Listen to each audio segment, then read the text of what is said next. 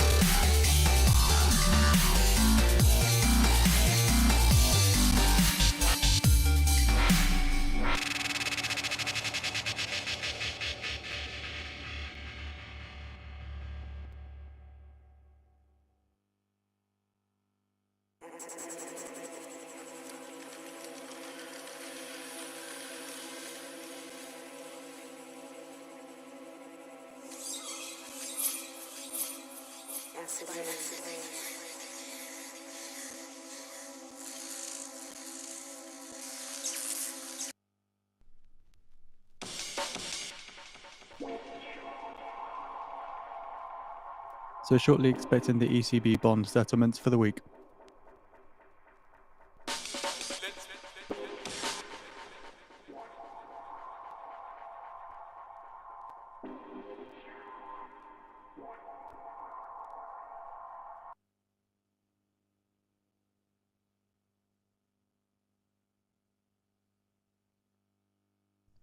All right, everyone. Welcome. Hope you're having a good trading week so far. Welcome to Back to the Futures with me, Markets and Mayhem.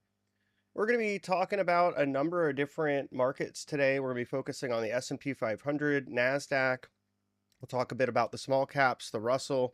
We'll also look at rates. We'll look at the 10-year note, crude oil, gold, silver, and a number of key stocks that a lot of folks are watching here, such as Meta, NVIDIA, and several others as well. So stay tuned. This will be a pretty fun little broadcast here that we do. And just give me 1 second here. I'm just taking a look at something that's... The effective Fed fund rate is unchanged at 5.33% for April the 22nd. All right, excellent. So let's fire things off here. First, this is everyone's favorite part of my presentation, and that is the general disclosure. All Bookmap limited materials, information, and presentations are for educational purposes only and should not be considered specific investment advice nor recommendations. Trading futures, equities, and digital currencies involves substantial risk of loss that is not suitable for all investors.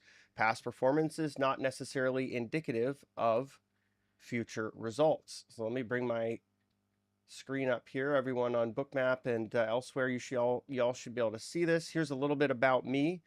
My real trading journey began in 2005, funding my own account and trading stocks, then moving on to options, futures, and Forex.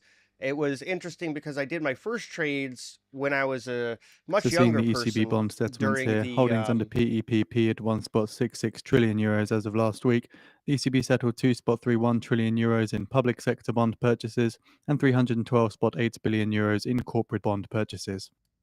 Sorry, I'll just disable that for the time being and get back into it in a moment. But I did my first trading when I was a younger person. I actually bought Yahoo and Amazon during the dot-com boom with some money I had earned working, but I was too young to trade on my own. So I had my dad place the trades for me. The stocks basically doubled the next day, and that got me scared, actually, because I felt like if the market was that easy, then no one would ever work.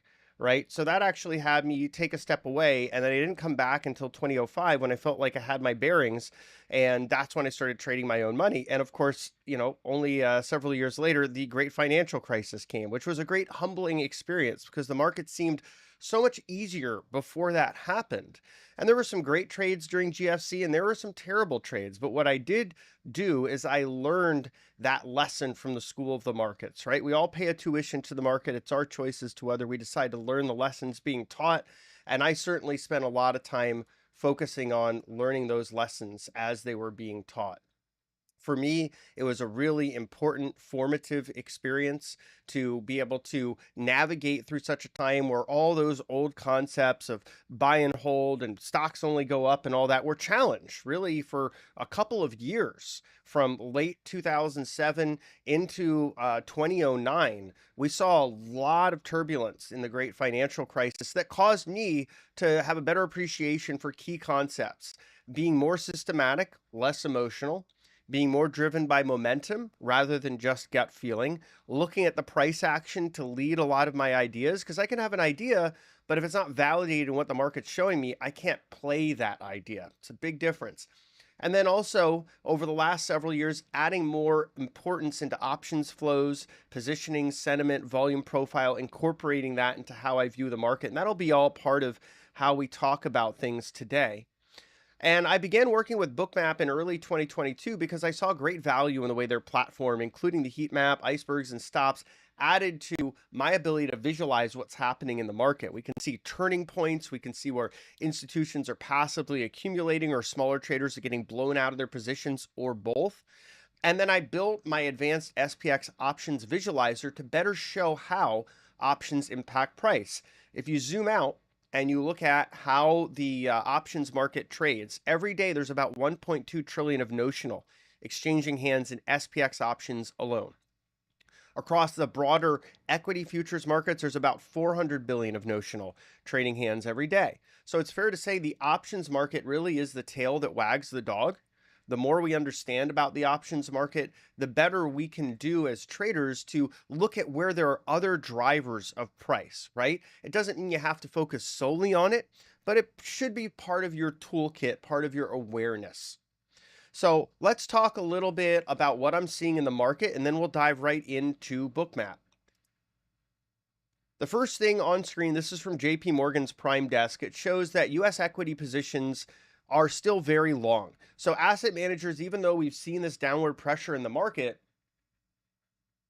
they actually remain quite long U.S. equity exposure, which is just a little bit of a concern because a number of different measures show that they're getting increasingly offsides in some of this positioning, and that could lead us to some more motivated distribution if we continue to see downside pressure, particularly below that key SPX 5000 level. The next chart I have is of the blackout window. This blackout window is something that happens every earnings season. Right now, 97% of S&P 500 corporates have entered that blackout window.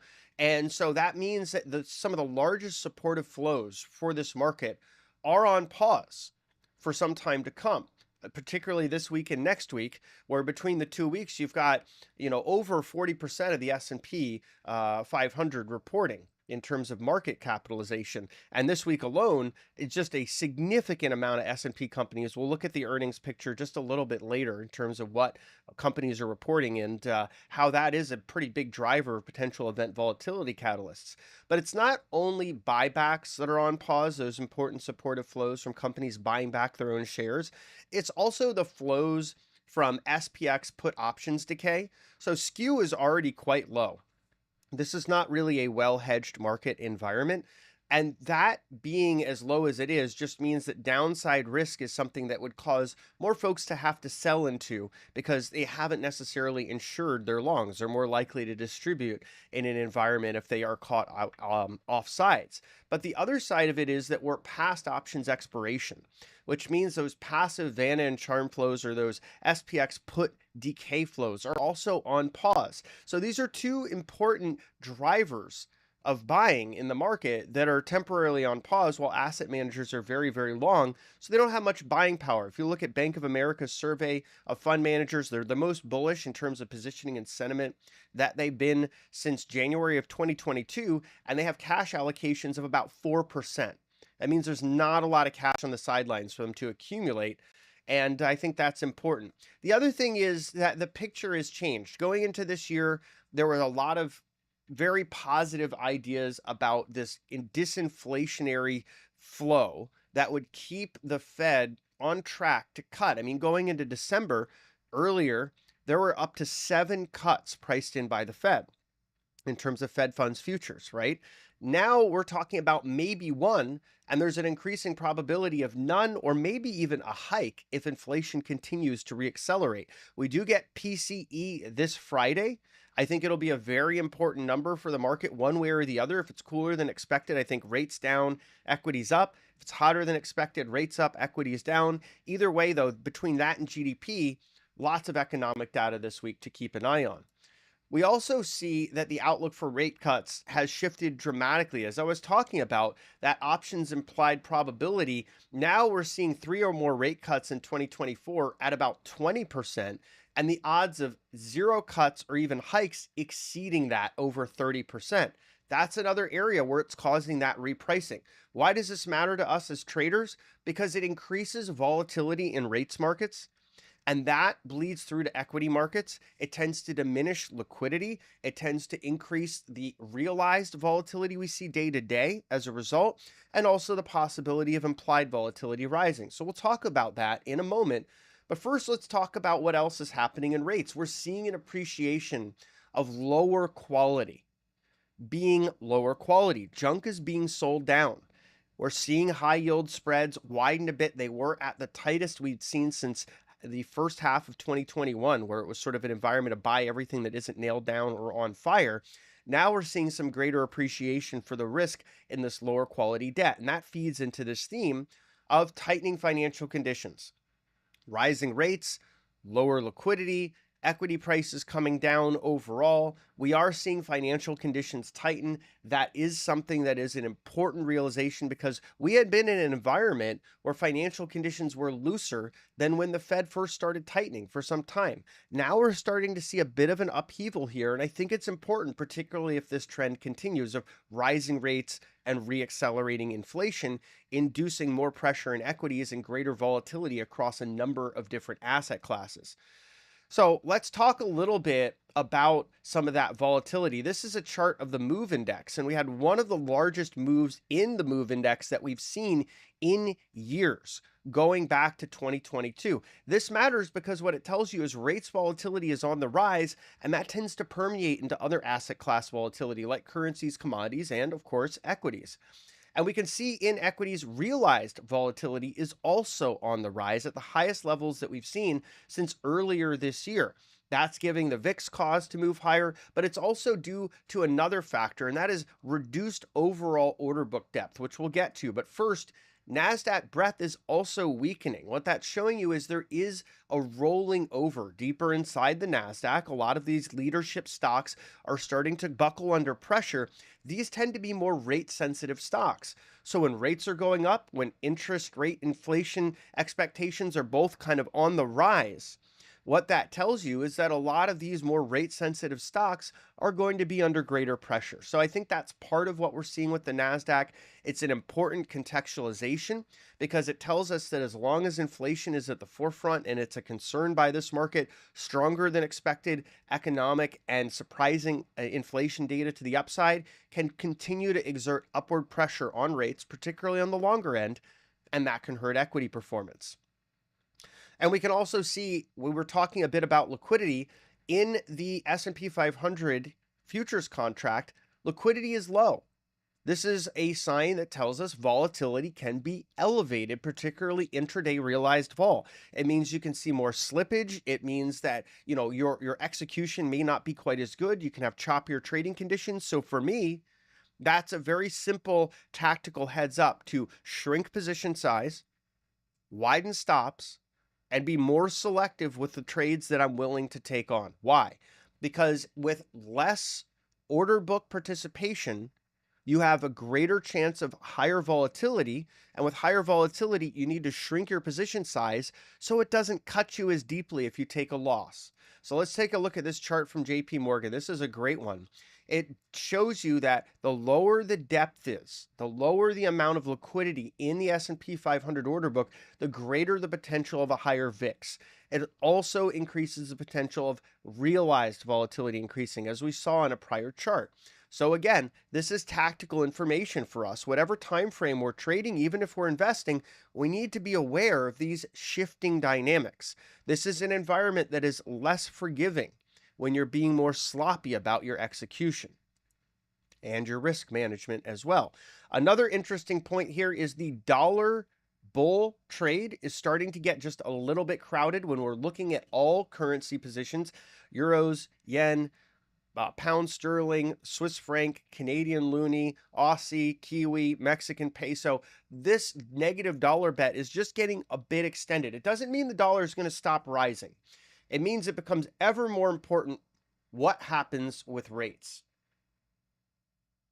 So as long as treasury yields are coming up, it's likely to pull the dollar higher, but that's going to be the primary catalyst at this point. You do have the euro. Their central bank, the ECB, is saying we're more likely to start cutting in June, and maybe we'll cut 3, maybe 4 times this year.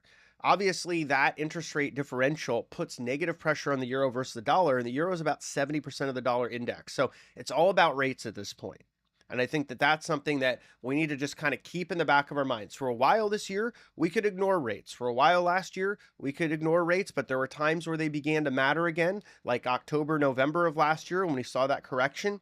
We're back in one of those moments where the negative correlation between rates and equities is on the rise. They matter again.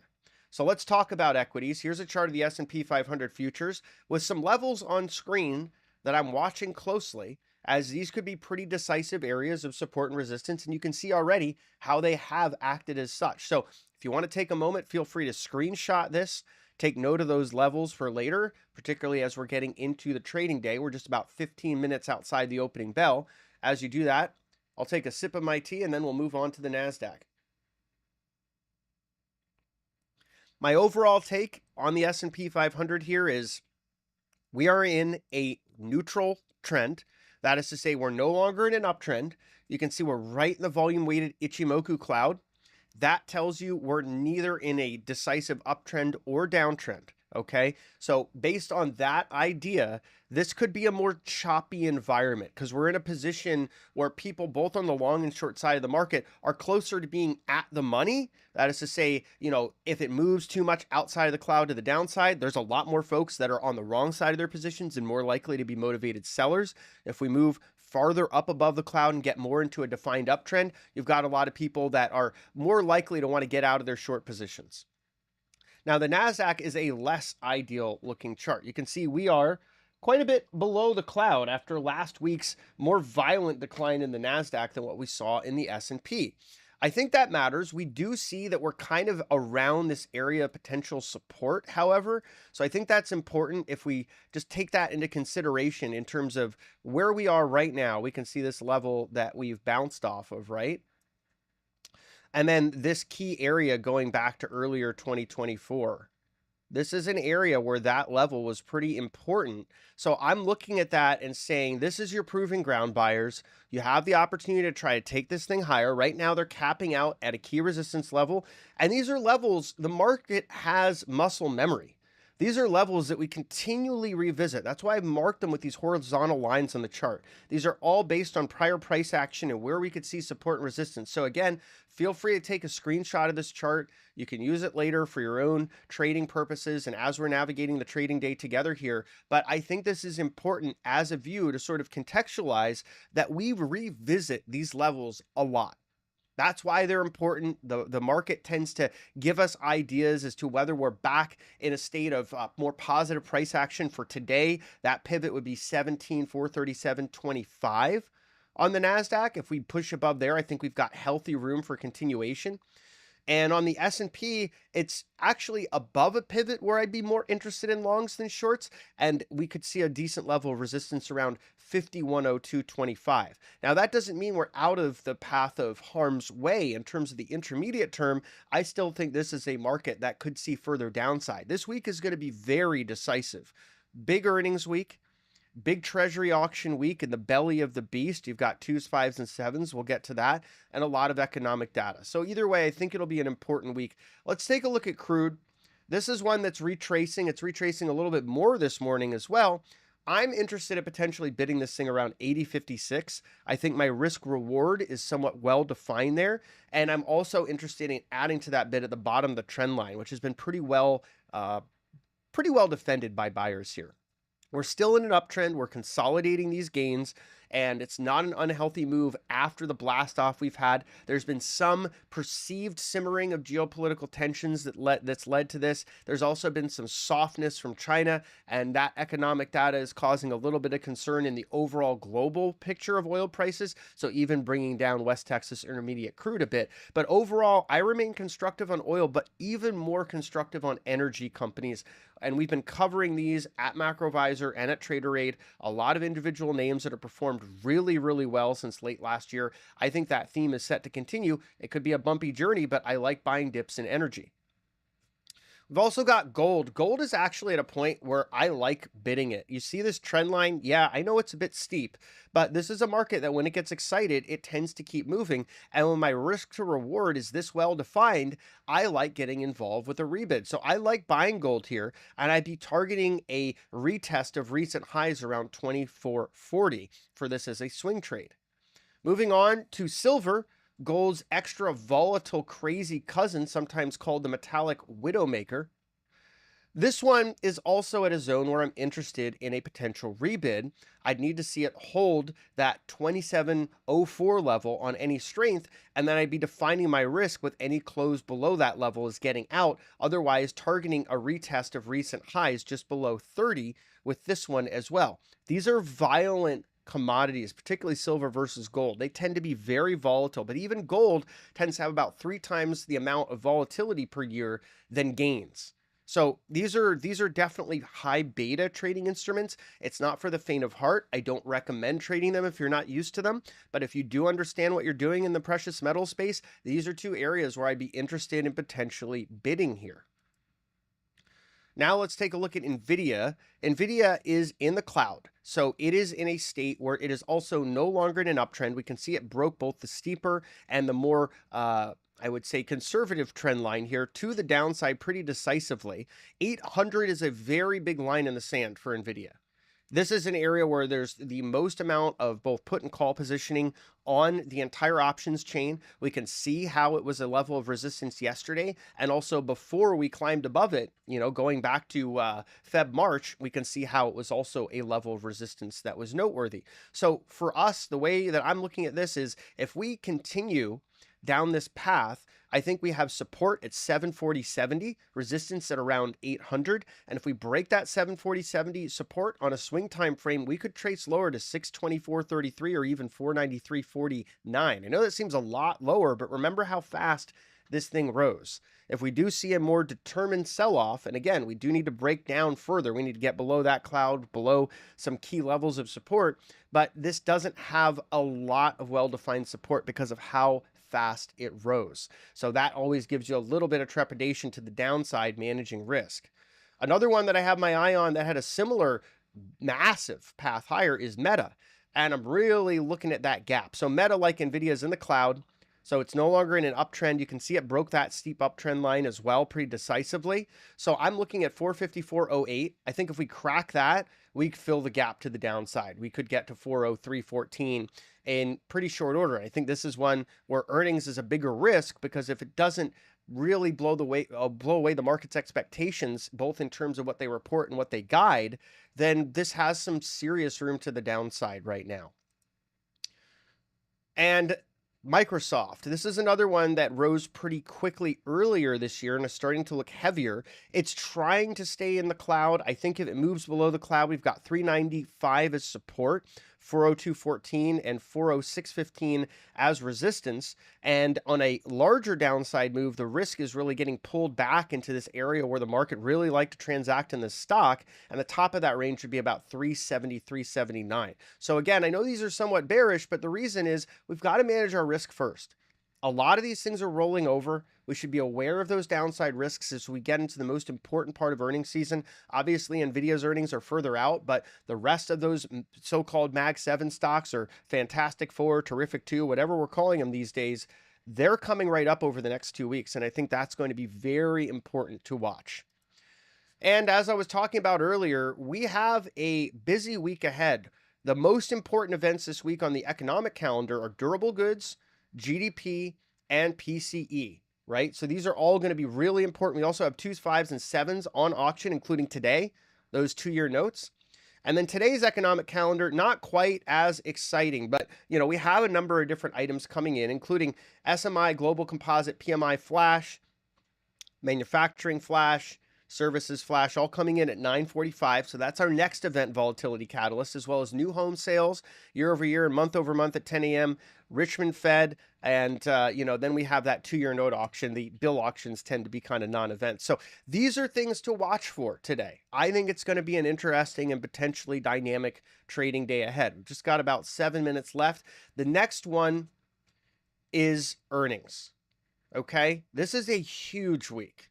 So tonight, lots of folks talking about Tesla. Obviously, we have Visa, Enphase, Texas Instruments, Baker Hughes, Seagate. These are all pretty important names to watch. And then as the week goes on, we've got Meta, Microsoft, Alphabet, just a number of key names in this market that I think that these earnings can move things either way, up or down. That is to say, tails are fattened in both directions, both left and right. And we have a less liquid market. We have less of those passive flows. We are deep in negative gamma territory. So expect greater volatility as well. So we're going to dive right into Bookmap. But before we do, I'd like to tell you just a little bit more about where you can follow my work. On Twitter, you can check me out at Mayhem 4 Markets. That's Mayhem number 4 Markets, as well as YouTube at Mayhem 4 Markets. You can also check out my trading ideas, coaching, and unique market tools at Traderade.com. You can get up to 40% off of Bookmap by visiting Traderade.com/bookmap and just scroll down to the specials. And you can also check out my new advanced SPX options visualizer that I built for Bookmap. It's available at the Bookmap Marketplace. Go to Traderade.com/SPX to learn more. And my long-term trading and investment ideas, research, and institutional consulting services are available at macrovisor.com. And I live stream regularly, including for Bookmap, every Tuesday at 9 a.m. Eastern. So be sure to join me every week. All right, so let me go ahead and just close out of that. We have Bookmap on screen here. And we're going to start looking into how this market is set up as we approach the market open here in just about 6 minutes. So got a little bit of a pre-market bid. Cash is implied to open around 50-30 S&P. We do have a really large amount of options positioning at 5,000, which can be a bit of a magnet. It can be a bit of a support and resistance level. I think it is an important area for us to just keep in the back of our minds as we trade this week.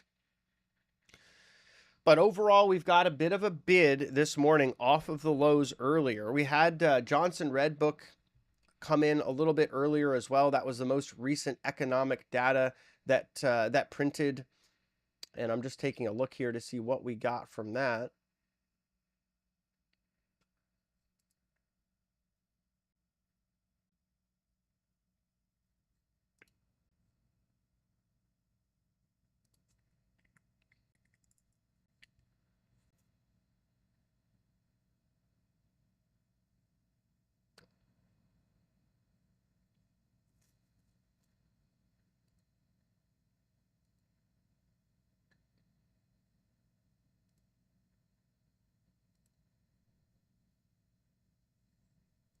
All right, so we'll come back to that in just a moment here. I'm just looking through the headlines as we get ready to open up. We've also got Lockheed Martin's earnings came in earlier. They missed on earnings, but they beat on sales and operating profit pretty decently, and their backlog grew. The defense sector is certainly a place where there'll probably be a durable bid as long as geopolitical tensions are on the rise. Of course, Tesla after hours EPS expected of 52 cents, revenue of 22.42 billion. This may be the first time in years that Tesla sees declining sales year over year. Now that S&P bid, as we get into the open, I think it's going to be real important to see how we trade in the first 10 or 15 minutes. Remember, yesterday we saw a bit of a sell into the last hour of trading, so some of those flows could still be pent up and could impact that morning price discovery. And again, we don't have those passive flows that typically bid up the market in the morning, those Vanna and Charm flows or those buyback flows. So I think that all does matter, just in terms of what we may see. So I'll be interested. This is also not really a market that is oversold. So that sort of reflexive buying after seller exhaustion is not something that I necessarily expect to be a strong theme. That is to say, if there's accumulation, it would be real accumulation rather than just these sort of mechanical flows that are happening.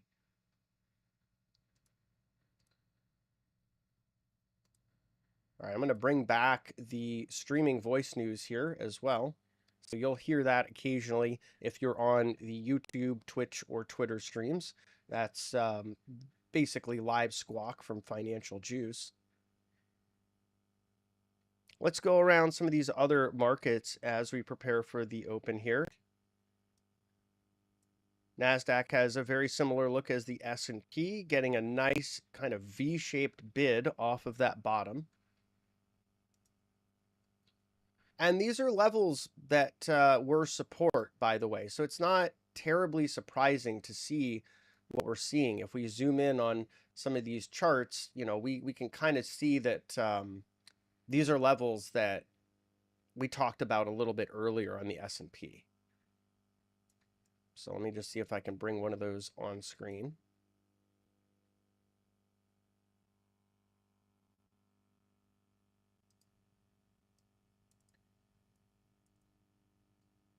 So this is really zoomed in, but you can see, you know, we got this bid back overnight and we started to push above one of these key levels, and now we're making a greater push. This is just a 2-hour chart, but I think it just shows that, you know, the market has that muscle memory. It likes to revisit these levels, and I think we're seeing a bit of that as we approach the trading day today. So again, you know, we're above a level in the S&P where I would be inclined to take longs above shorts up to 5102.25.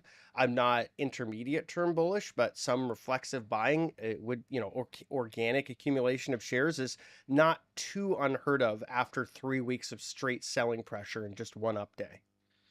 Tuesday is also statistically have a reasonably strong chance of being green days overall, just looking at, you know, 30 plus years of trading history in the market. We've got the Russell on screen here. Also shows an overall similar look, maybe a little bit less vigor in the bid, but this reversal from earlier distributive flows. And here we have the 10-year. The reason I bring this up is I like to watch this when we have economic data. So we'll see how we fare. But one thing you'll notice with this as well is rates hit their high around the same time markets hit their low. Obviously, the 10-year note futures trade inverse to rates, right? So when this is hitting a low, rates are hitting a high.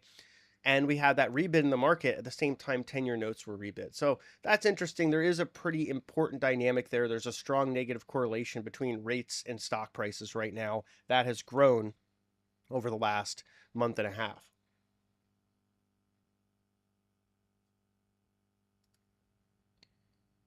You've got crude oil on screen. It is bouncing. It has pushed above that point of control. Remember, I talked about 80, 50 and change being an area I wouldn't mind buying. I'm still looking at this thing. I wouldn't be too surprised if we get down there for a very quick sort of look below, and that would be where I'd be interested in buying crude. I'm also interested in continuing to accumulate names in the energy space during this episodic weakness. Gold on screen, it's settling a bit lower. Remember, I talked about the trend line that I see in gold. This still looks like an attractive area to consider bidding, and it has come off of those earlier lows. And actually, this point of control pretty much lines up to the bottom of that trend line that we were looking at on an earlier chart. So we're looking now to the market on open imbalance, 150 million to the buy side. And here we go. Markets are open. We're just going to move things back over to the S&P here. We'll look around some of the other markets and stocks in just a few minutes.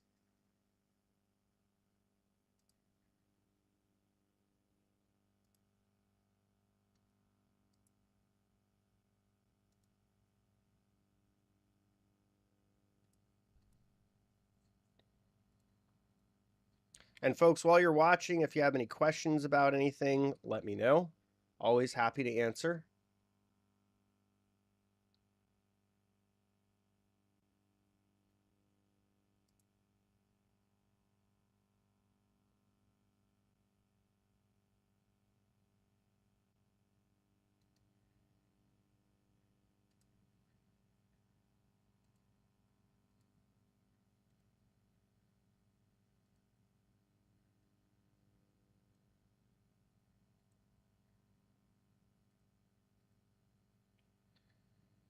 And we'll zoom in just a little bit here to the microstructure as we're opening. I like to get just kind of a closer look as to what's all happening here. We do see a reasonable amount of resting liquidity above us.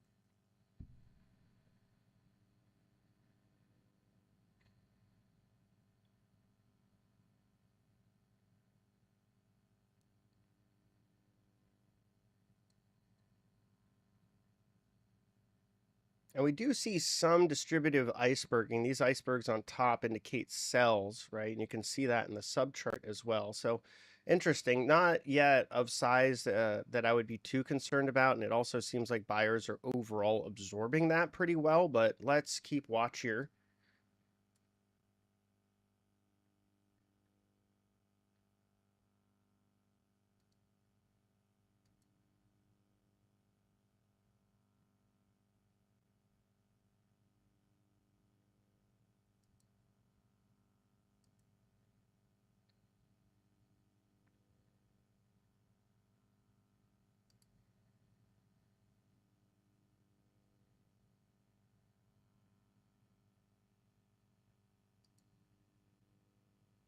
And we see buyers pulling up that point of control just to about 50.6950 on the S&P.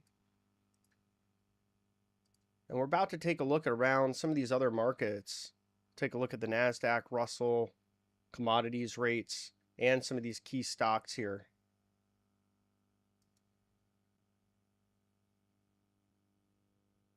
So let's switch our view over to the NASDAQ. You can see it's getting a nice little bit off the open. Some of that selling coming in here, but we'll zoom into the microstructure, get a better idea of what's happening. So a little bit of iceberging on top here, just about 17 contracts sold. Buy side stop out on the way up. Doesn't look exhaustive, but let's watch that. We've got the Russell enjoying a pretty strong bid off the open as well here, and even into the open. We'll also zoom in on this one. Some of that bid being reversed, but I'd like to see it push above the point of control and build acceptance here to get a little more bullish of the small caps intraday. We've got rates mostly stable here. We'll zoom in here. This is not usually the most exciting contract, but when there's economic data, it can move. Crude just getting an additional bid here. We'll also zoom in on this one so we can just see how it's trading in smaller time frames. And gold continuing to show some upward pressure. I'm still bullish on this one. I like that bid off the trend line. And silver also defending a pretty key level. Remember, I really want to see it stay above 27.045. That's kind of my key level for silver. As long as we close above there, I'm still bullish on it. And so we're right at that area. Let's see how it trades. We've got copper on screen here.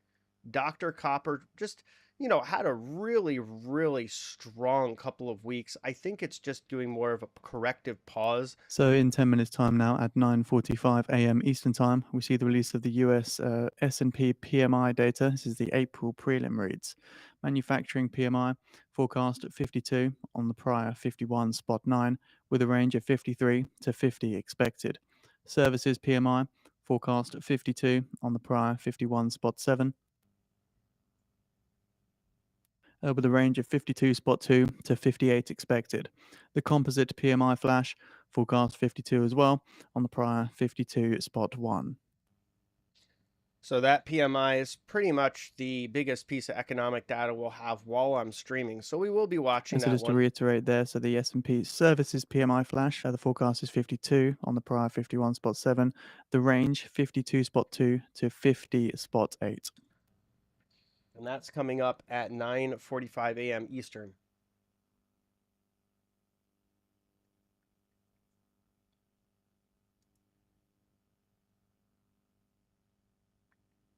Let's take a look at the euro versus the dollar. We do see a little bit of dollar strength here as the euro is rolling over. A theme that I think is a longer term theme. The Eurozone is a more interest rate sensitive part of the world. The ECB is going to be cutting earlier than the Fed and probably more aggressively and already from a lower rate. So there's still reasons for the euro to continue weakening from here. Let's get a look at semiconductors. This has been a space where, boy, volatility has been no stranger to a lot of these stocks, and SMH just sort of chopping sideways here in about a range of $1.25 after the open. We'll be watching this one and some of the larger constituents, especially NVIDIA. We've got Apple here off the open as well, also sort of chopping in this range, seeing a bit of a rejection at that larger offer at 165.80. I like to watch these large levels of resting liquidity both on the bid and on the ask. It can help you to define areas of intraday support and resistance. It can also give you a sense as to where we are in the auction, right? When you see supply overhead and price runs away from supply, what does that tell you?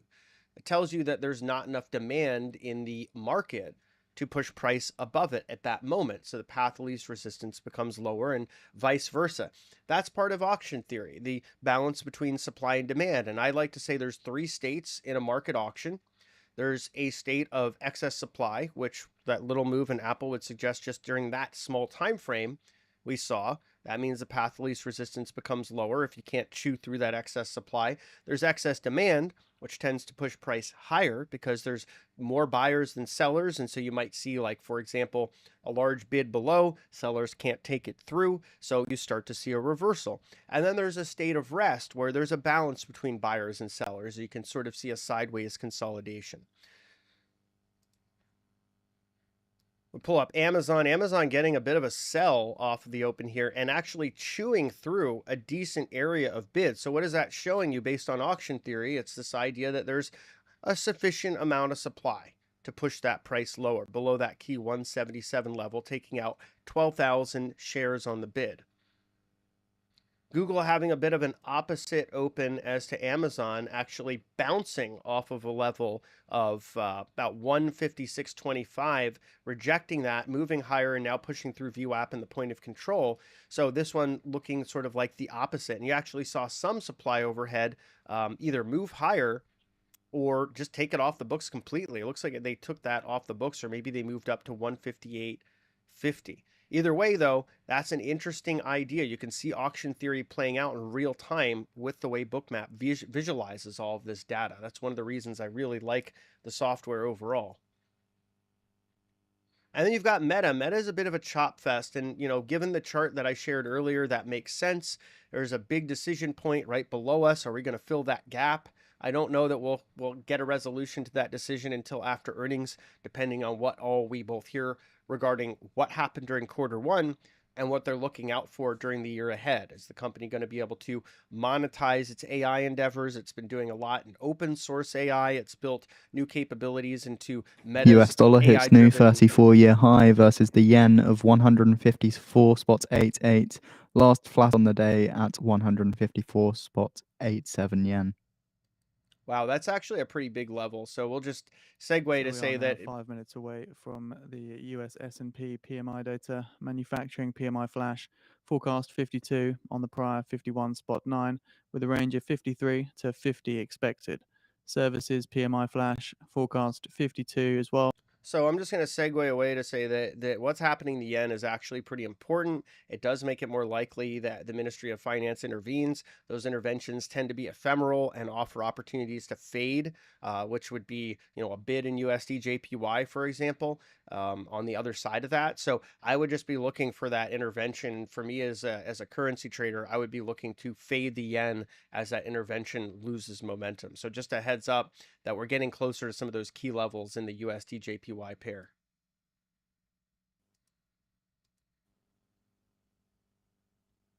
So we'll move on to Microsoft here as we approach S&P PMI data.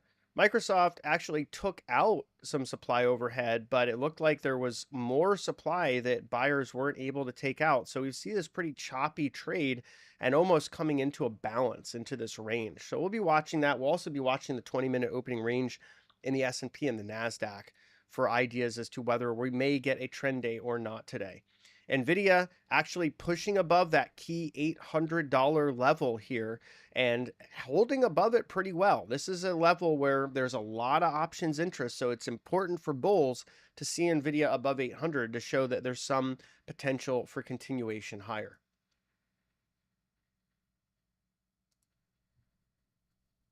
And we've got Tesla here. Tesla seems like it got faded at the open. Its earnings are coming up tonight. I'm sure folks are pretty jittery about it, given that there's a lot of narratives for the company that are no longer necessarily in play. We can see this is a classic auction story of insufficient demand. You got up to that 35K share offer zone at 144, and we've just been taking out demand all the way down, right? You've been taking out those bid zones. So plenty of supply here, no conviction from the buyers so far. Let's see how that plays out. And then we've got Bitcoin. I do need to work on the connectivity there, so we'll get back to that in just a little bit. And now we have the S&P continuing to move higher. We do have an intraday wall of calls identified up here in SPX. I imagine that could be an area of resistance. It does correlate well with this offer around 50.80. So those two areas will be a key proving ground for buyers. Remember, I did talk about 5,100 and change as sort of the upside key area of resistance based on prior price action. So if we push above there, that would be my upside target for the S&P. Now let's just zoom out just a little bit so we can keep the opening in view, because we are looking at establishing that 20-minute opening range here, and we're just less than a minute away from that data.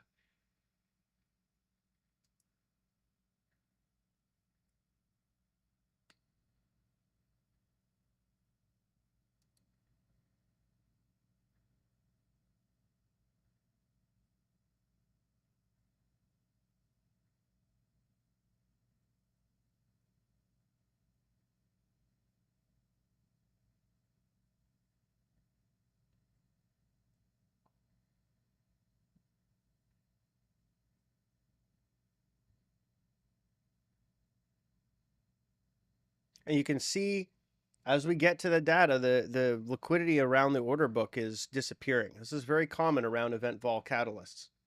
That's why you got to be careful trading events. 1 minute remaining. I'll lead with the US S&P manufacturing PMI flash.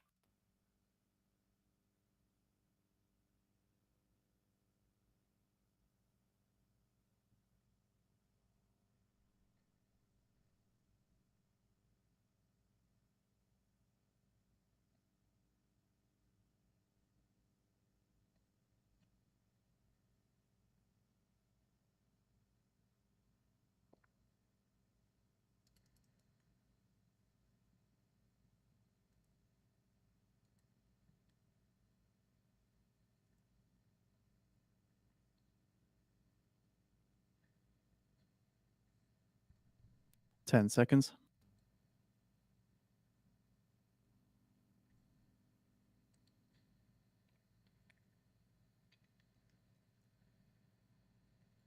$49.9, 49.9, that's lower than forecast. 52 with the services PMI flash at 50.9, 50.9, lower than forecast. 52. So those lower than expected readings on S&P PMI should be overall bullish for equities and should help to bring rates down. And we are seeing that positive reaction in the S&P. We also see that over in the NASDAQ here. You see some aggressive buying flows in there. You also likely seeing, yep, there it is, big buying in the 10-year, gap up. So that's a big stopping out there too. Look at that, 1462 contracts on the stop out. So when you get that weaker than expected economic data, it certainly helps to drive that bullish spirit in the market, because what are people looking at? They're looking at it from the perspective of, oh, maybe the Fed is more likely to cut sooner than later. And so that's really what this is all about. Bad news is good news because it changes expectations regarding the Fed.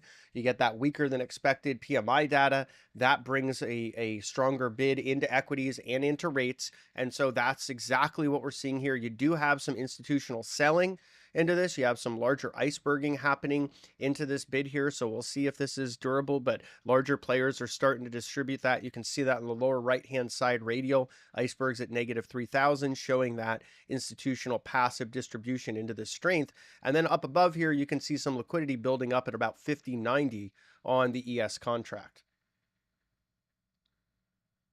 And we are just testing that intraday wall of calls that I think is important to watch, because it can provide some resistance here, and so far it may indeed be.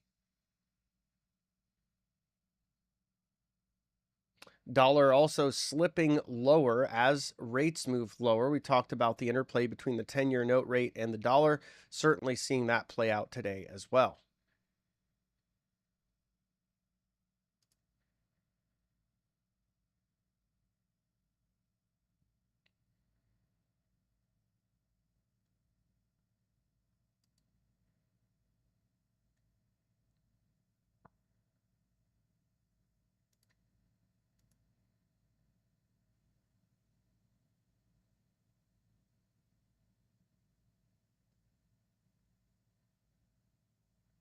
And this is one of the reasons that I feel like the SPX options visualizer that I built adds value, because it does help you to automatically create labels where there may be on these PMI numbers.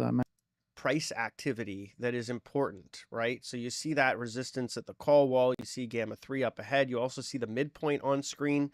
What that's showing you is that there's a relative balance between the total amount of calls and puts, and when we zoom out, we can see that that activity is starting to show on screen. Today's options volume across the entire S&P chain.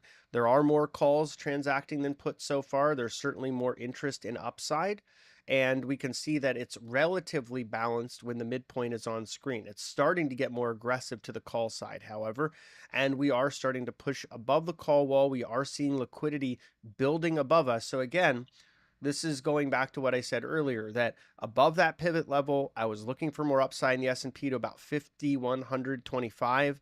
I'm still kind of looking for that, and the market's giving me signs that I'm probably right, that that's a key level to look for, because there are other larger parties that want to get out just around that level. So for me, what I would do with my exit is I'd say if I'm looking to exit there, I'm probably going to drop it by 2.5 handles, because I don't know that I'm necessarily going to have requisite demand to push all the way through here, right? So I might want to get out a little ahead of some of the bigger guys.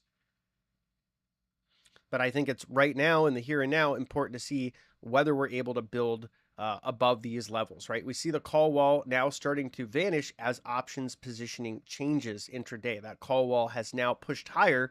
That's also a bullish sign. Okay, so this is data that, unlike a lot of options visualizers that may exist, is updated every minute. It's updated as the market's transacting. And so, when it gets real busy, there might be a 10 or 15 minute delay, but it's certainly not a 1 day delay as you may see otherwise.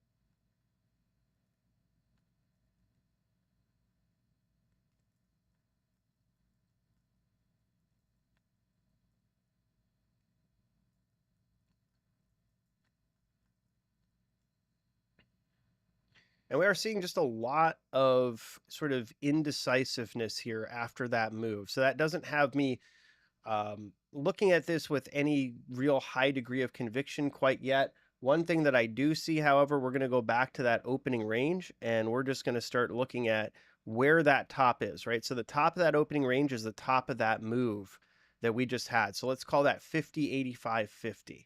If we can push above 50.8550, which is just around that gamma 2 level, I think we've got room for that extension, right? And then on the other side of that, the bottom of that opening range is going to be about 50.64. So if we do get below that 50.64 level, that's going to have me really reconsidering longs in this market and looking more for fades. Right now, we're seeing this move starting to become undone in S&P. Let's see what's happening in rates. Rates still showing relief. So nothing in rates to say that the move in stocks should be faded, and that NASDAQ has a different view.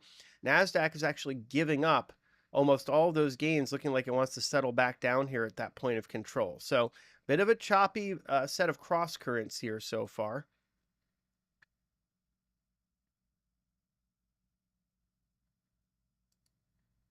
You do have, in terms of unusual sweeps and single stocks and ETFs, much more on the bullish side than the bearish side.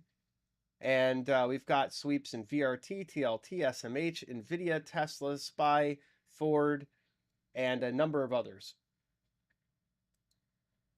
So that tends to be bullish when you see that unusual sweep activity in the individual stocks, versus the puts, when the calls are outpacing the puts. And right now it's about 2-to-1. So just keeping an eye on that overall.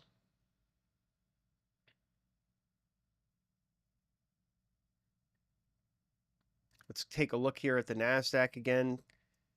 Didn't quite make a lower low, so that's good. We do have about a 20-point opening range in the S&P, so it's not the biggest opening range, but it's enough that we could build extensions off of it if we get a move decisively one way or the other. Let's take a look around some of the other parts of the market. I've got just about 7 minutes left here with you all. Sure, great question. So the S&P options visualizer that you see in the right column is available at the Bookmap Marketplace. You do need to have a copy of Bookmap and either the DX feed or Rhythmic subscription, and it is specifically built for the S&P 500 futures contract, or ES. So let me know if that helps. You can find it at traderade.com/SPX, or you can go to the Bookmap Marketplace and search for Advanced SPX Options Visualizer, and it'll pop up.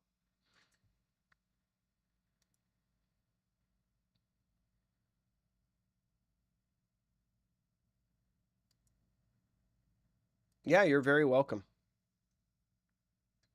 So Russell's getting a nice strong bid off of this as well. Some continuation there in the small caps that tend to be more rate sensitive. They're actually looking comparably better than the NASDAQ or the S&P. So they're really loving that 10-year note seeing a discount on rates. NASDAQ's getting this rebid here. So, looks like that was more consolidation after the gains, but those gains are largely being accepted from what we can see. Let's just check back in on the 10-year. 10-year also building. So again, seeing more relief in rates, that's helpful to help to bring equity prices a bit higher. Those intermarket dynamics are pretty important. Crude also rallying here. Crude getting a bid up to 81.80 after that bit of weakness earlier. Let's see how gold is doing. Should be good. Yep, gold loves that drop in rates. I mean, typically when the dollar's down and rates are down, gold's getting a strong bid. So it's continuing off that theme. That rebid from the trend line we talked about earlier looks like it's intact. Let's take a look at silver, the metallic widowmaker, getting a nice strong bid. Boy, it's up about 30 cents from earlier. Not a bad place to buy, where we talked about up over 1% on that rebid in silver. Copper also getting a rebid here, looking pretty good.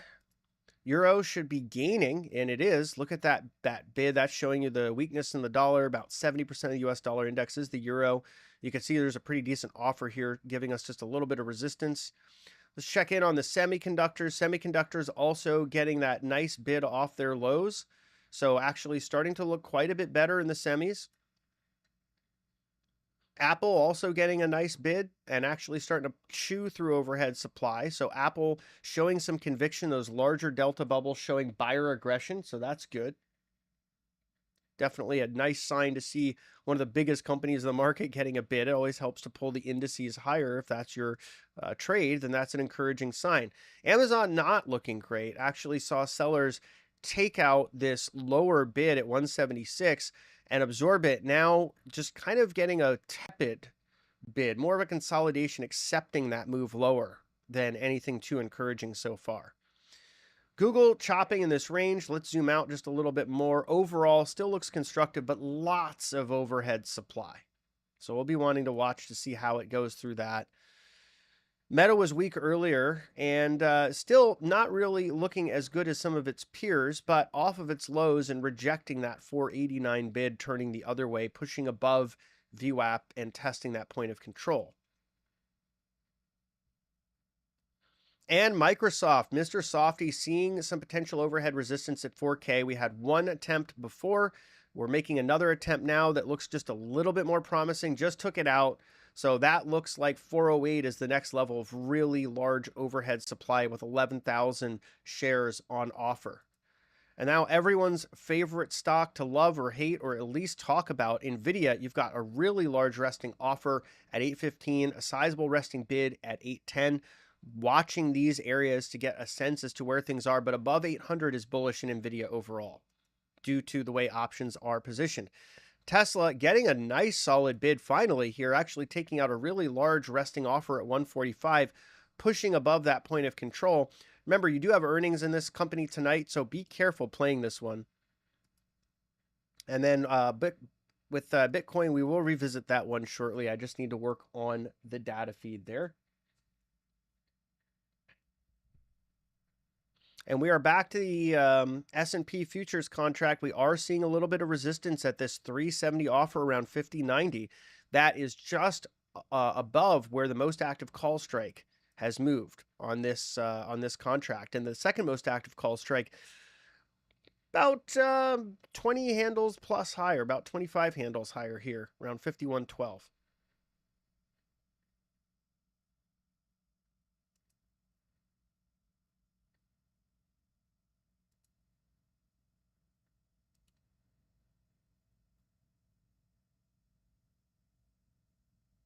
So I've got just about a minute left on the stream. If y'all have any questions about anything, please do let me know.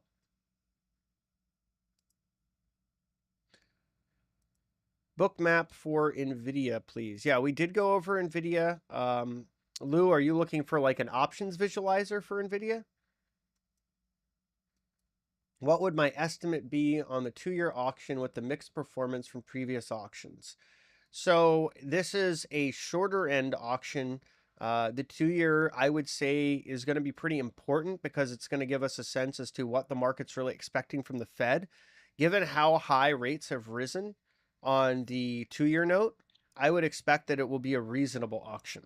That is to say, I'm not particularly concerned of larger than expected tail on this auction. I'd be more looking at the 5 and 7 with some degree of concern as we get out further on the duration spectrum with a lack of risk premium, or a lack of term premium, I should say, to really make up for that. Like you're committing capital to the treasury for a longer time. You're not necessarily getting paid for it. So I would say I'm not super concerned about the two, but I'll be watching it closely. I think either way, it can be a market mover today. And I think we need to watch these treasury auctions because they tend to impact price discovery in equities even more than some of the economic events that we get. So that's going to pretty much wrap it up for me on today's Back to the Futures stream. I hope you all enjoyed it. Really appreciated you all stopping by and hanging out with me as we went over what all is going on in these markets. I know it's crazy out there, so feel free to shoot me a DM or an email if you have any questions about anything you've seen or are interested in learning more about the Advanced SPX Options Visualizer. For Bookmap, they have an amazing crew of people out there, so if you want to learn more about Bookmap, join their Discord, ask questions. The community and the people behind the company are absolutely awesome. If you want up to 40% off, check out traderade.com/bookmap and visit my work at traderade.com. You can learn more about trading strategies, ideas I have to trade this market, and unique tools I built to visualize options and more. Check out my work at Macrovisor, where macro plus momentum means opportunity. That's where we try to identify the bigger picture view and how it can correspond to longer term investment strategy. And we've had some real bangers there. In fact, featured on Fox Business by Charles Payne recently, just how good some of those calls have been. And follow me at YouTube and Twitter with the handle Mayhem 4 Markets. That's Mayhem number 4 Markets. Thanks, everyone. I'll catch you next week.